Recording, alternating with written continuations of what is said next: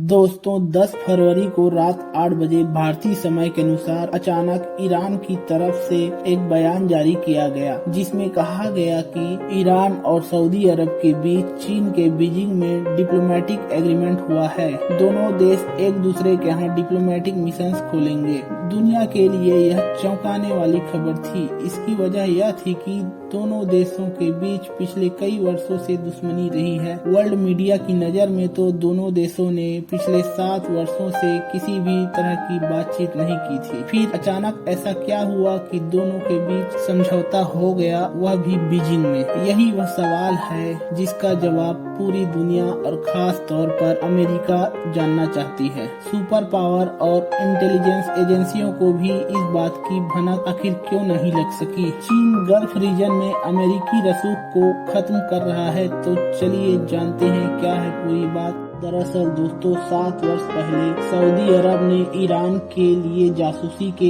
आरोप में 32 शिया मुसलमानों के खिलाफ मुकदमा शुरू किया था। इसमें 30 सऊदी अरब के ही नागरिक थे। ईरान ने बदला लेने के लिए धमकी भी दी थी। ये सभी अभी जेल में हैं। इसके बाद सऊदी अरब ने ड्रग स्मगलिंग के आरोप में ईरान के 3 नागरिकों को सजाए मौत दे दी थी। दोनों देश जंग की कगार पर पहुंच गए। इस दौरान अमेरिका सऊदी अरब की मदद के लिए सामने आया। 3 साल पहले ईरान परमाणु संधि से बाहर होने और तेहरान में प्रतिबंध लागू करने के लिए अमेरिका को सबक सिखाना चाहते थे। इसके लिए हुई मीटिंग में अफसरों के बीच इस बात की सहमति बनी थी कि अमेरिका से सीधे हमले में उलझने के बजाय उसके सहयोगी सऊदी अरब को सबक सिखाया जाए। इसके लिए यमन के हुती विद्रोहियों को लगातार मदद पहुंचाई गई, उनसे हमले कराए गए। 2014 में बीबीसी के एक रिपोर्ट में कहा गया कि जल्द ही सऊदी अरब के पास परमाणु बम होगा।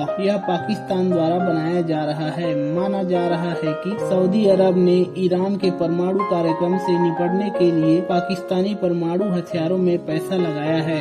2017 में अमेरिकी राष्ट्रपति डोनाल्ड ट्रंप ने सऊदी अरब में सेना तैनात करने के प्रस्ताव को मंजूरी दी थी। सऊदी अरब की तेल कंपनी अरामको की 2 रिफाइनरियों पर ड्रोन और मिसाइल हमलों के बाद यह फैसला लिया गया था। इसकी जिम्मेदारी यमन के हुती विद्रोहियों ने ली थी, लेकिन अमेरिका और सऊदी अरब दोनों ने इसके लिए ईरान को ही जिम्मेदार ठहराया था।